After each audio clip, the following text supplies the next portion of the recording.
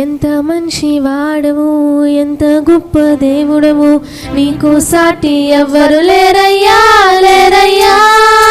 దేవాది దేవుడవు, రాజాది రాజువు, నీవుంటే నాకు చాలయ్యా. దేవాది దేవుడవు, రాజాది రాజువు, నీవుంటే నాకు చాలయ్యా. యెహోవా యెహోవా యెహోవా నా కాపరి, యెహోవా యెహోవా యెహోవా నా ఊపిరి, యెహోవా యెహోవా యెహోవా నా కాపరి, యెహోవా యెహోవా యెహోవా నా ఊపిరి. ఎంత మంచి వాడవు, ఎంత గొప్ప దేవుడవు, నీకు సాటి ఎవ్వరు లేరయ్యా లేరయ్యా. దేవాది దేవుడవు, రాజాది రాజువు, నీవుంటే నాకు చాలయ్యా. దేవాది దేవుడవు, రాజాది రాజువు, నీవుంటే నాకు చాలయ్యా.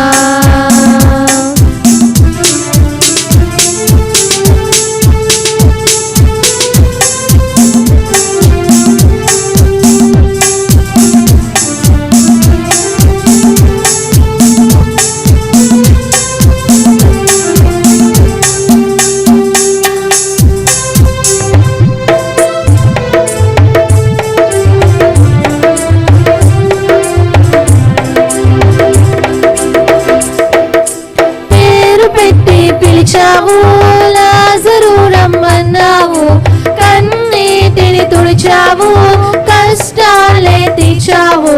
పేరు పెట్టి పిలిచావు, లాజరు రమ్మన్నావు, కన్నీటిని తుడిచావు, కష్టాలే తీర్చావు. నీ మాటలో గొప్ప శక్తి ఉందిలే, ఆ పిలుపు లాజరును లేపిందిలే. నీ మాటలో గొప్ప శక్తి ఉందిలే, ఆ పిలుపు లాజరును లేపిందిలే. నీలాంటి దేవుడు లోకాన లేడులే, నీలాంటి దేవుడు లోకాన లేడులే.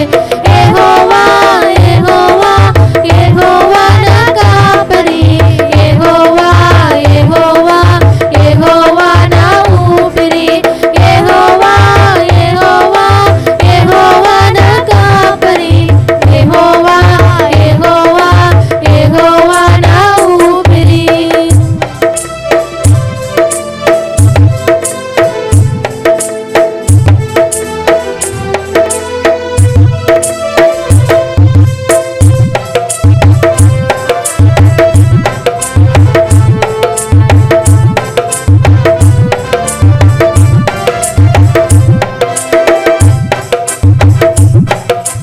సంఘాన్ని శాసించి శాంతింపజేసావే, పాపులను స్నేహించి పవిత్రులుగా మార్చావే. సంఘాన్ని శాసించి శాంతింపజేసావే, పాపులను స్నేహించి పవిత్రులుగా మార్చావే. నీ పేరంటే దయ్యాలు వణికాయిలే, నువ్వంటే రోగాలు జడిసాయిలే. నీ పేరంటే దయ్యాలు వణికాయిలే, నువ్వంటే రోగాలు జడిసాయిలే. నీలాంటి దేవుడు లోకాన లేడులే, నీలాంటి దేవుడు లోకాన లేడులే.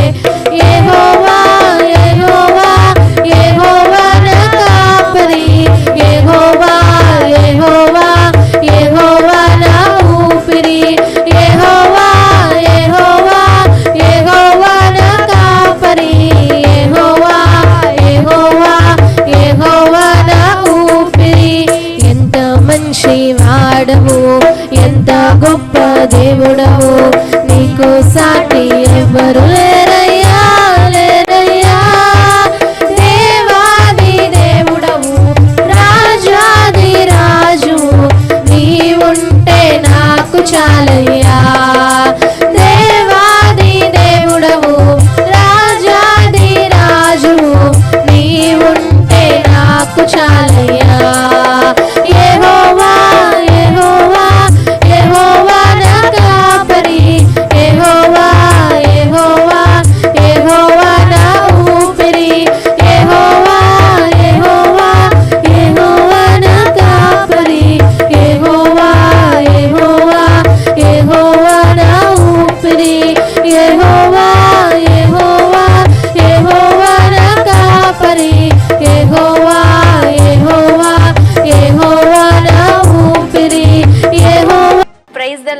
రివైవల్ వాయిస్ టీవీ ప్రోగ్రామ్ చూస్తున్న మీ అందరికీ మా హృదయపూర్వక వందనాలు తెలియజేస్తున్నాం. ఇప్పుడు మా నాన్నగారు బిషప్ కొత్తపల్లి సుధాకర్ పాల్ గారు వాక్యాన్ని అందిస్తుండగా మీరందరూ శ్రద్ధగా విని దైవ దీవెనలు పొందండి. హల్లెలూయా. చూడండి, ఈరోజు మన అంశం ఏంటంటే పర్సిక్యూషన్, అంటే హింస అనండి, లేకపోతే పీడించబడటం అనండి. మన మనసుకు వ్యతిరేకంగా జరిగే ఏ కార్యమైనా మనకి ఎలాగుంటుందంటే ఒక హింసలాగా ఉంటుంది. నీ ఆలోచన విధానానికి ఏదైతే అనుగుణంగా కాకుండా, నీ ఆలోచన విధానానికి ఏదైతే వ్యతిరేకంగా జరిగినప్పుడు అవన్నీ కూడా హింసగానే మనకు అనిపిస్తూ ఉంటుంది. దేవునికి స్తోత్రాలు చెల్లిద్దాం. ఇప్పుడు కుటుంబం ఉందనుకోండి, సపోజ్ కుటుంబంలో ఉన్నవాళ్ళు మనకు వ్యతిరేకంగా బ్రతుకుతూ ఉన్నప్పుడు చాలా బాధ, ఇది ఒక పెద్ద హింస, పెద్ద శోధన, పెద్ద శ్రమ, పెద్ద బాధ, లేకపోతే ఇదేంటో నాకు ఒక చిక్కులాగా ఉన్నట్లుగా మనకు అనిపిస్తూ ఉంటుంది.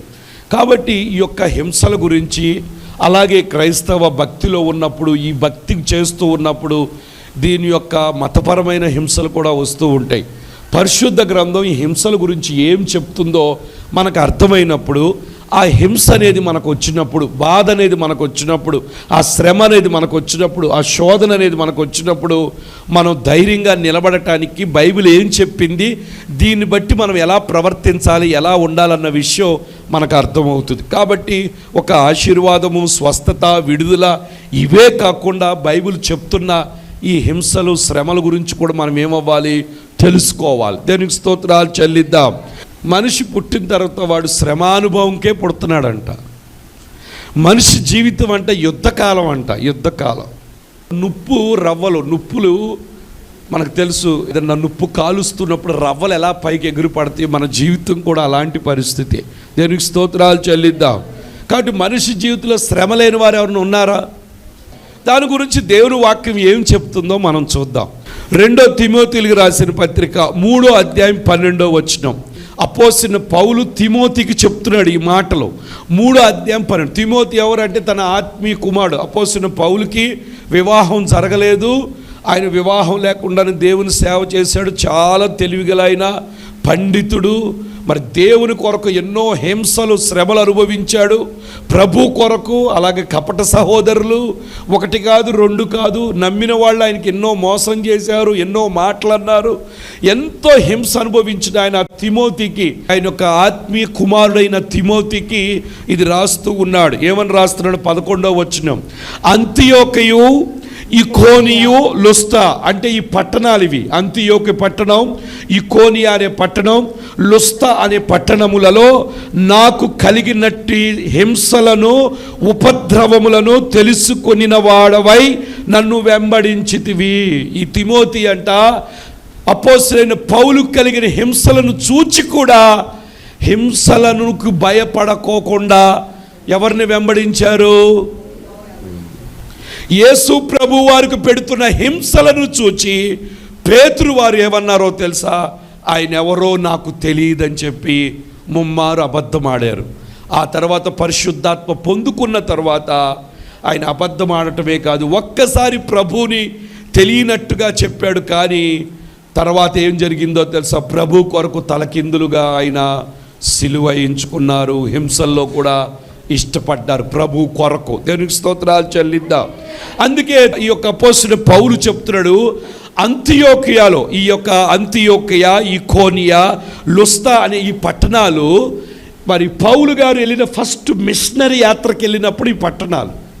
ఈ తిమోతిది హోమ్ టౌన్, ఆయన పుట్టిన పట్టణం, ఆయన నివసించే పట్టణం ఏంటంటే లుస్తా, ఈ తిమోతిది. అయితే ఈ తిమోతి పౌలు గారి యొక్క 2వ జర్నీలో ఆయన కలుసుకున్నాడు. ఈ పౌలు గారు ఆయనతో చెప్తున్నాడు ఏమని? ఆయన ఒక మాట అంటాడు, పౌలు ఎక్కడికి వెళితే అక్కడ నాకు శ్రమలో, హింసలు వచ్చేస్తాయి, అవి నా వెంటే వస్తున్నట్లుగా అనిపిస్తానని ఒకసారి ఆయన స్టేట్మెంట్ ఇస్తాడు. నేను దాని కొరకే పుట్టాను అన్నట్లుగా. చూడండి, అంతియోకయు, ఇకోనియా, లుస్తాను పట్టణంలో నాకు కలిగినట్టి హింసలను, ఉపద్రవములను తెలుసుకొనిన వాడవై నన్ను వెంబడించితివి. అట్టి హింసలను సహించితిని గాని, చూసారా, అట్టి హింసలు ఏం చేశాడంటే ఆయన సహించితిని గాని వాటన్నిటిలోని ప్రభు నన్ను తప్పించాడు. అంటే ప్రభు నమ్ముకున్న తరువాత ఇదేదో ఒక పూల బాట కాదు.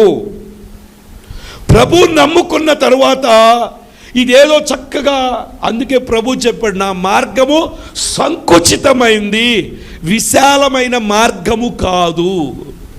ఈ ప్రభు మార్గంలోకి వచ్చినప్పుడు అనేకమైన శ్రమలు రావచ్చు. మీకు ఇంకా కొన్ని వచ్చినాలు మీకు అర్థమవుతుంది. కష్టాలు రావచ్చు, ఇబ్బందులు రావచ్చు, హింసలు రావచ్చు. భర్తతో అయినా, పిల్లలతో అయినా, వాడకట్లో అయినా, నీ బంధువులతో అయినా, నీ స్నేహితులతో అయినా, ఎటువంటి బాధలు వచ్చినా వాటన్నిటి నువ్వు సహించుకుంటే ప్రభు ఏం చేస్తాడో తెలుసా, వాటన్నిటి నుంచి కూడా నిన్ను తప్పిస్తాడు. దేవునికి స్తోత్రాలు చెల్లిద్దాం. హల్లెలూయా. వాటన్నిటి నుంచి ప్రభు నన్ను ఏం చేశాడు అంటున్నాడు, తప్పించాడు. అయ్యా నాకు ఎన్నో శ్రమలు వచ్చినాయి, ఏ పట్టణం వెళ్ళినా నాకు శ్రమే, ఏ పట్టణం వెళ్ళినా నాకు హింసే, మంచి చేసినా నాకు శ్రమలు వచ్చినాయి. కానీ వాటన్నిటి నుంచి ప్రభు నన్ను ఏం చేశాడు, తప్పించు. ఒకరోజు అపోస్తులైన పౌలు శీలలు ఒక ప్రాంతానికి వెళ్ళినప్పుడు పుతోనని దెయ్యం పట్టిన ఒక చిన్నది, అది దెయ్యం పట్టి సోది చెప్తూ వాళ్ళకి లాభం తీసుకొస్తూ ఉంది. అదైతే ఎప్పుడు వీళ్ళకి ఎదురొచ్చి మాట్లాడుతూ ఉంటే అపోస్తులైన పౌలు శీలలు ఏం చేశారో తెలుసా, ఆ చిన్న పాపకి పట్టిన దెయ్యాన్ని వదలకొడితే వాళ్ళకి నచ్చల, మంచి చేస్తే నచ్చల, తీసుకుని బెత్తాలతో కొట్టి చెరసాల్లో వేయించారు. చెరసాల్లో వేస్తే చెరసాల్లో కూడా వాళ్ళు దేవుని స్తుతి, ఆ హింసలో కూడా దేవుని స్తుతిస్తూ సహిస్తూ రక్తాలు కారుతూ ఉన్నా కానీ దేవుణ్ణి నిందించలేదు, కానీ దేవుని స్తుతిస్తూ ఉంటే ఆ శ్రమ, ఆ హింస ఏం చేసిందో తెలుసా, జైలు అధికారిని, జైల్లో ఉన్న ఖైదీలన్నిటిని కూడా రక్షించడానికి కారణమైంది. మధ్యరాత్రిలో వాళ్ళు ప్రార్థిస్తూ స్తుతిస్తూ ఉండగా చెరసాలు పునాదులంట అదిరిపోయి తలుపులు తెరవబడ్డాయంట. ఉన్న సైనికులందరూ కూడా ఏం చేస్తున్నారో తెలుసా, ఆ యొక్క సువార్తను వాళ్ళు వింటూ ఉన్నారు, ఆ యొక్క పాటలు వింటూ ఉన్నారు, ఆ స్తుతులు వింటూ ఉంటే వాళ్ళ బంధకాలన్నీ తెగిపోయినాయి. జైలు అధికారి వచ్చి అయ్యో చెరసాల్లో దొంగలు పారిపోయారు అనుకుంటే లోన్ నుంచి పౌలు, అయ్యా నువ్వేమి చేసుకోవద్దు, మేమందరం ఇక్కడే ఉన్నాము. వెంటనే ఆయన వాడి యొక్క గాయాలన్నీ కట్టి ఆ రాత్రి మధ్యరాత్రి వేళ జైలు అధికారి వారి కుటుంబం అంతా కూడా ఏమైందో తెలుసా, బాప్తీసం పొంది రక్షణ పొంది ఆ తర్వాత ఆ జైలు అధికారి ఒక సంఘానికి కాపరిగా ఆయన మార్చబడ్డాడు. దేవునికి స్తోత్రాలు చెల్లిద్దాం. కాబట్టి ప్రియమైన దేవుని బిడ్డలారా, హింసలు అనేవి వస్తాయి. చెప్పండి, ఏమొస్తాయి? హింసలు అనేవి వస్తాయి. అవి పిల్లల ద్వారా రావచ్చు, భర్త ద్వారా రావచ్చు, వాడకట్లో ఉన్న వారి ద్వారా రావచ్చు, నీ యొక్క చుట్టుపక్క వాళ్ళ ద్వారా రావచ్చు, స్నేహితుల వల్ల రావచ్చు. ఎన్ని వచ్చినా వాటి నుంచి దేవుడు మనలను తప్పించగలడు. దేవునికి స్తోత్రాలు చెల్లిద్దాం.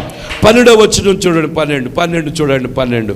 క్రీస్తు యేసునందు సద్భక్తితో బ్రతుకనుద్దేశించు వారందరూ. అర్థమైంది? ఆ మాట మీకు అర్థమైందా? మళ్ళీ చదవండి, మళ్ళీ వినండి ఒకసారి. క్రీస్తు యేసునందు సద్భక్తితో, ఏంటి? మంచి భక్తితో బ్రతుకనుద్దేశించు వారు. మంచి భక్తిగా బ్రతికనుద్దేశించే వారికి ఏమొస్తాయి? హింస పొందుదురు. అంటే నీకు హింసలు వస్తాయి అంటే నువ్వు ఎలా బ్రతుకుతున్నావు అని అర్థము. సద్భక్తితో బ్రతుకుతున్నావు అనటానికి గుర్తు. హింసలు లేని భక్తి నాణ్యమైన భక్తి కాదు. దేవునికి స్తోత్రాలు చెల్లిద్దాం. అంటే హింసలు కలిగి, అంటే కష్టాలు, శ్రమలు, శోధనలు గుండా నువ్వు వెళుతున్నావంటే దేవునికి అనుగుణమైన బిడ్డగా నువ్వు ఉంటున్నావు అనటానికి ఒక రుజువు అది. దేవునికి స్తోత్రాలు చెల్లిద్దాం. అందుకే ఇక్కడ చెప్తుంది, క్రీస్తు యేసునందు సద్భక్తితో, మంచి భక్తితో.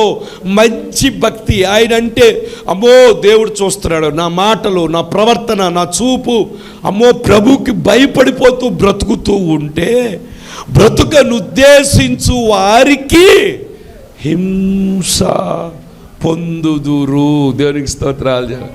దీనికి ఒక ఉదాహరణ మీకు చెప్తాను. యాకోబుకి 12 మంది కొడుకులు. 12లో ఒక కొడుకు పేరు యేసేపు. యేసేపుని అన్నాడు వాళ్ళ నాన్న, అయ్యా అన్నలు మందలు మేపటానికి వేరే ప్రాంతానికి వెళ్ళారు. ఎందుకంటే ఇశ్రాయేలుకి చాలా గొర్రెలు, మేకలు, వాళ్ళకి చాలా పశు సంపద ఉండేది. అయితే వాళ్ళు ఏం చేశారంటే మేపటానికి వేరు వేరు ప్రాంతాలకు వెళుతూ ఉన్నప్పుడు వాళ్ళ నాన్నగారు పిలిచి యేసేపుని, అయ్యా అన్నల దగ్గర నుంచి ఒక్క క్షేమ సమాచారం మనకి ఏమీ రాలేదు, అన్నలు ఎలాగున్నారో ఒకసారి వెళ్ళి చూసి రమ్మని చెప్పి మంచి ఒక అంగీ కుట్టిస్తే అంగీ వేసుకుని చక్కగా వాళ్ళకి కావాల్సిన కొన్ని యవలంట, వేపుని, చున్ను ఇవన్నీ పట్టుకుని అన్నలు చూడటానికి వెళ్ళగానే దూరం నుంచి వీళ్ళని కనుక్కుని వాళ్ళ దగ్గరికి ఎట్లా కొట్ట వాళ్ళ ప్రాంతానికి వెళ్ళాడు. వెళ్ళి వస్తూ వాళ్ళు చూడగా దూరంలో అన్నలు ఉన్నారు, చూశారు. అన్నలు కూడా తిని చూశారు. యేసేపుకున్న ఒక లక్షణం ఏంటంటే ఆయన కళలు వచ్చేవి. ఆయన చెప్పే కళలన్నీ అర్థమయ్యేది చూస్తే కళలన్నిట్లో యేసేపు పెద్దగా ఉన్నట్టు, అన్నలందరూ ఆయనకన్నా తక్కువగా ఉన్నట్లుగా, వాళ్ళు ఆయనకి నమస్కారం చేస్తున్నట్లుగా ఇలాంటి కళలు వస్తూ ఉండి కళలు చెప్తూ ఉంటే అన్నలకు అసూయ వచ్చింది. ఏంట్రా వీడికన్నా మనం తక్కువగా ఉంటామా, మనం తక్కువ స్థితి. ఈరోజు కూడా చాలామంది ఎవరన్నా కొంచెం పైకి వెళ్ళిపోతే అసూయ వచ్చింది. అది సైతాను బుద్ధి. అసూయ లాస్ట్కి ఏమవుద్దో తెలుసా, ఆ కళలు చెప్పే వాళ్ళు నష్టపరచడానికి ప్రయత్నిస్తారు. ఈ అన్నలు కూడా ఏం చేశారు, చూడగానే అరే కళలకు అనేవాడు వస్తున్నాడు రా అని చెప్పి ఆఖరికి ఆ అసూయ ఏమైపోయిందంటే యేసేపును చంపడానికి ప్రయత్నించారు. అప్పుడు పెద్దన్న అడ్డుపడి అన్నాడు, అయ్యా చంపొద్దు, వాడిని మనం ఆ గోతులో పడేసి వీళ్ళు భోజనాలు అయితే తెచ్చి తింటున్నారు, తర్వాత ఆ వస్త్రాన్ని గొర్రె పిల్ల రక్తంలో పెట్టేసి ఏదో జంతువు తినేసిందని చెప్దాము, వాడిని తీసుకెళ్ళి బానిసగా అమ్ముదామని చెప్పి వాళ్ళు ఏం చేశారు, బానిసగా అటు నుంచి వస్తున్న వాళ్ళకి కొంతమందికి అన్య దేశం వాళ్ళకి బానిసగా అమ్మేశారు. దేవునికి స్తోత్రాలు. ఇష్మాయిల్ సంతానం వాళ్ళకి అమ్మేశారు. వాళ్ళు దేవునికి స్తోత్రాలు చెల్లిద్దాం. తర్వాత ఇంటికి వెళ్ళి చెప్పారు యేసేపును జంతువు తినేసిందని వాళ్ళు చెప్పడం జరిగింది. యేసేపు ఏమైనా తప్పు చేశాడా? సద్భక్తితో ఉన్నాడు, కానీ ఏమొచ్చేసింది, హింస వచ్చేసింది. కొట్టారు, గోతులో వేశారు. ఇంకా విషయం ఏంటో తెలుసా, తండ్రి నుంచి దూరం చేశారు, కుటుంబం నుంచి దూరం అయిపోయాడు, ఇంకా రక్త సంబంధం నుంచి దూరం అయిపోయాడు, ఏకాకైపోయాడు. తీసుకెళ్ళిపోయి అన్య దేశములో ఏం చేశారు, ఆయన్ని అమ్మేశారు. అక్కడి నుంచి ఆయన ఏం చేశాడు, పోతీఫర్ ఇంట్లో ఒక పనికి కుదుర్చబడ్డాడు. అక్కడ ఎంతో నమ్మకంగా పనిచేస్తుంటే దేవుడు యేసేపును బట్టి, ఎవరిని బట్టి, యేసేపును బట్టి అంట ఆ పోతీఫర్ కుటుంబాన్ని దీవించటం ప్రారంభించారు. సద్భక్తితో హింసింపబడుతున్న దేవుని కృప వాళ్ళని వదిలిపెట్టదు, గుర్తుపెట్టుకోండి. అన్నలు తోసేశారు కానీ దేవుడు తోసేశాడా? చాలాసార్లు హింసింపబడుతున్నప్పుడు అయ్యో దేవుడు లేడు అనుకుంటున్నారు.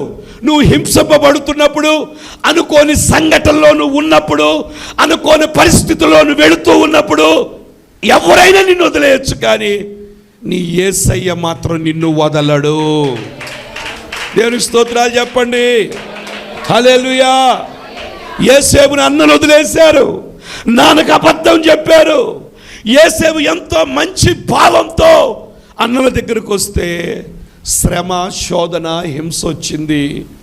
దూరం చేశారు. పరాయి దేశంలో ఒక బానిసగా, ఆ రోజుల్లో మనుషులు బానిసలుగా సెంటర్లో అమ్ముతుండేవాళ్ళు. ఇప్పుడు మన సెంటర్లో పనోళ్ళు దొరుకుతున్నట్లుగా అక్కడికి వెళ్ళి బానిసలుగా తెచ్చుకుంటే వాళ్ళు బ్రతికినంత కాలం మన ఇంట్లో ఏం చేయాలో తెలుసా, పనులు. మరి యేసేపు జీవితంలో అయింది. తర్వాత పోతీఫర్ ఇంటికి వెళ్ళి నమ్మకంగా యథార్థంగా ఉంటే అక్కడ ఒక పెద్ద శోధన వచ్చి పడింది, మంచి హింస వచ్చేసింది. పోతీఫర్ భార్య ఏం చేసింది, యేసేపుని ఎంతో ప్రేరేపించి పాడు పని చేయడానికి ప్రేరేపిస్తే యేసేపు అక్కడి నుంచి పారిపోయాడు. వస్త్రాన్ని వదిలిపెట్టి, పై వస్త్రాన్ని వదిలిపెట్టి పారిపోతే భర్త రాగానే చెప్పింది, నువ్వు పెట్టిన పనివాడు ఎంత ఘోరం చేశాడు అనగానే ఏమీ చేయలేదు, తీసుకెళ్ళిపోయిన ఆయన ఎక్కడేశారు, మళ్ళీ జైల్లో వేసేశారు. ఏం చెడు చేశాడా? ఎలా ఉన్నాడు? సద్భక్తితో బ్రతకాలనుకున్నాడు. ఇతర దేశంకి వెళ్ళినప్పుడు అక్కడ పాస్టర్ గారు లేరు, తల్లిదండ్రులు లేరు, భక్తి స్నేహితులు లేరు. అయినా కానీ భక్తిని విడిచిపెట్టలా. ఆ భక్తి దేవుని కృపని విడిచిపెట్టలా. దేవుని కృప కింద, సన్నిధి కింద ఉన్నప్పటికీ ఏమైందో తెలుసా, హింసలు అనేవి వచ్చింది. అక్కడ ఒక పెద్ద హింస వచ్చి వెళ్ళిపోయి ఎక్కడికి వెళ్ళిపోయాడు, జైల్లోకి వెళ్ళిపోయాడు. జైలుకి వెళ్ళిపోయి ఎంత బాధపడి ఉంటాడు. అయ్యో, ఏమి చెయ్యని నేరానికి ఎంత పెద్ద నేరం నా మీద మోపి నన్ను తీసుకెళ్ళి జైల్లో పడేశారు. అక్కడికి వెళ్ళిన తర్వాత అక్కడ ఎవరికో కల వస్తే కల భావాలు చెప్తాడు ఇద్దరికి. ఒకడు చనిపోతాడని, మరణ శిక్ష పడుద్ది, ఇంకోటికి మళ్ళీ నీ ఉద్యోగం వస్తుందని చెప్పినప్పుడు ఉద్యోగం వచ్చేవాడికి చెప్పాడు ఏమనంటే, అయ్యా నీకు ఉద్యోగం వస్తే ఒక్కసారి ఫరోతో నా గురించి చెప్పమన్నాడు. వాడు ఉద్యోగం వచ్చిన తర్వాత వాడు మర్చిపోయాడు. కానీ దేవుడు మర్చిపోయాడా? దేవుడు మర్చిపోయాడా యోసేపుని? జైల్లో ఉన్న దేవుడు మర్చిపోయాడా? గోతులో ఉన్న దేవుడు మర్చిపోయాడా? పోతిఫర్ ఇంట్లో ఉన్న దేవుడు మర్చిపోయాడా? దేవుడు మర్చిపోలా. దేవుడు హస్తం తోడుగానే ఉంది. ఎందుకు ఆ హింసల్లో నడిపించాడో అప్పుడు ఎవరికి అర్థం కాలా.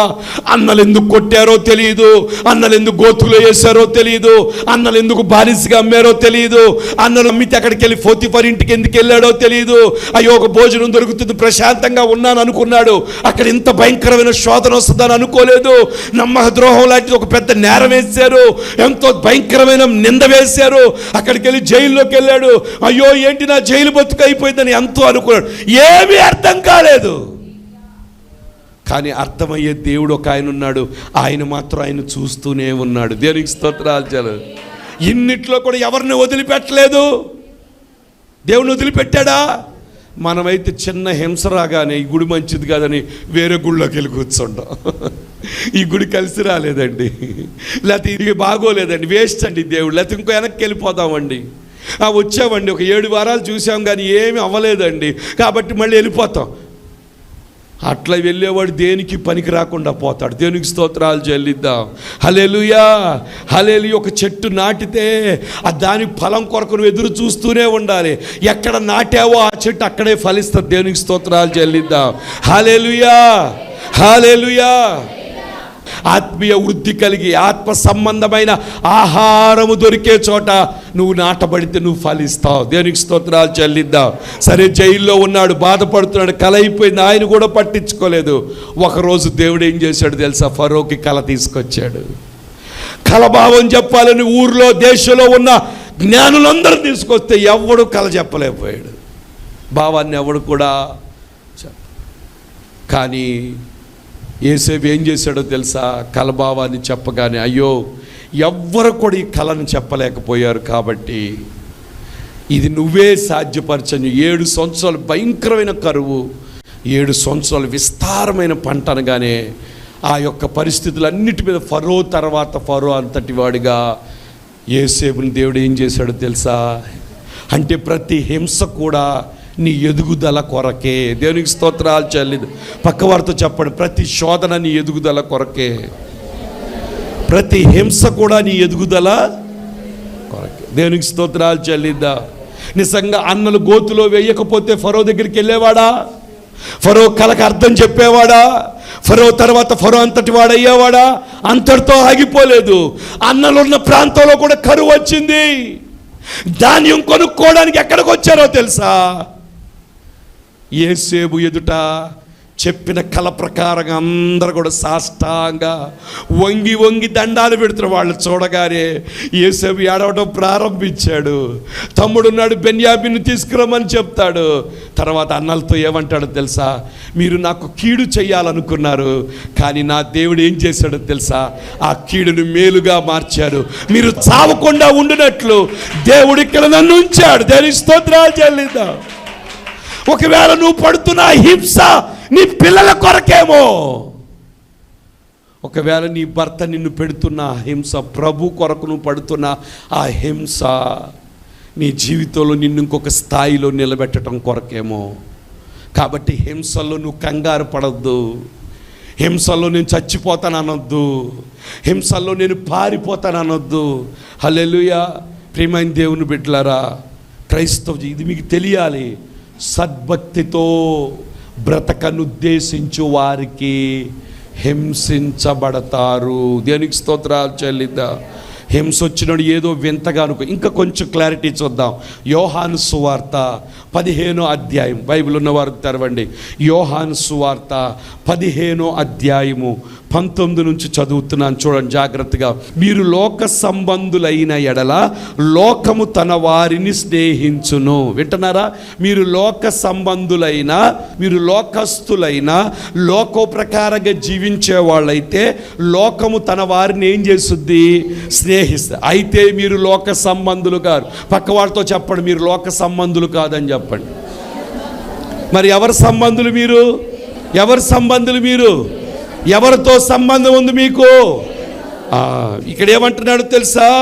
ఇదిగో, అయితే మీరు లోక సంబంధులు కారు, నేను మిమ్మును లోకము నుండి ఏర్పరచుకుంటుని, అందుచేతనే లోకము మిమ్మును ద్వేషించుచున్నది. దేనికి స్తోత్రాలు చెల్లిద్దాం. ఎవరు ఏర్పాటు చేసుకున్నారు మనల్ని? దేవుడు. కాబట్టి లోకం మనల్ని ఏం చేస్తుంది? ఇప్పుడు మనకు అదే పెద్ద సమస్య. లోకం వాళ్ళు నిన్ను తిట్టారంటే అబ్బబ్బబ్బా అసలు ఆ వారం అంతా గిలగిలా కొట్టుకుంటుంటావు. ఎందుకు కొట్టుకుంటున్నావు? నువ్వు దాని కొరకే డిసైడ్ చేయబడ్డావు. లోకం నిన్ను తిట్టుది ఖచ్చితంగా. ఎందుకు? నువ్వు లోక సంబంధివి కాదు. ఎవరన్నా లోకం వాళ్ళు ఒక్క మాట మనల్ని అంటే అసలు ఏంటో ఏదో అయిపోయినట్టుగా మొహం అప్పుడే చిన్నబుచ్చేసుకుని గందరగోళ మాటకి మాట, ఏంటి ఇంత మాట అంటదా అసలు, అంటే ఏంటి అలా అంటున్నావు అంటే నువ్వు కూడా లోక సంబంధివే. దేవుని సంబంధం అయితే నువ్వేమనాలి తెలుసా? ఎవరిని వచ్చి ఎవరిని మిమ్మల్ని అలా అంటున్నారంటే, ఎవరిని ఎంత మంచి మాట చెప్పారండి, స్తోత్రం అండి, హల్లెలూయా, మొన్నడు ఒక టీ పెట్టిస్తా, మీకు ఎంత మంచి మాట చెప్పారు. నాకు బైబిల్ చెప్పినట్టుగానే నాకు జరుగుతుంది అంటే ప్రభు నన్ను ఇంకో స్థితిలోకి తీసుకెళ్ళబోతున్నాడు, ఇంకో స్థాయిలో ఉంచబోతున్నాడు. అంటే నా ఎక్సలరేషన్ వచ్చింది, నా ప్రమోషన్ రాబోతుంది. ఓ ప్రభువా స్తోత్రం నాయనా అని అంటామా మనం? నువ్వు దానికోసమే డిజైన్ చేయబడ్డావు. హింసను అనుభవించాలి ఖచ్చితంగా. నీకు పరలోకి వెళ్ళగానే అడుగుతారు, అయ్యా వీళ్ళు ఎవరంటే మహాశ్రమల నుంచి గొర్రెపిల్ల రక్తములో తమ వస్త్రములను ఉతుక్కుని వచ్చిన వాళ్ళు. నీ పేరదే.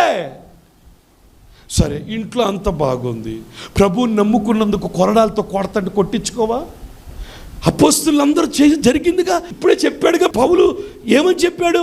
ఇకోనియాలో లుస్త్రాలో నాకు ఎక్కడ అంతియోకియాలో ఇకోనియాలో లుస్త్రాలో నాకు కలిగిన హింసలు మామూలుగా కాదు, అవి చూసి కూడా నన్ను వెంబడించావు.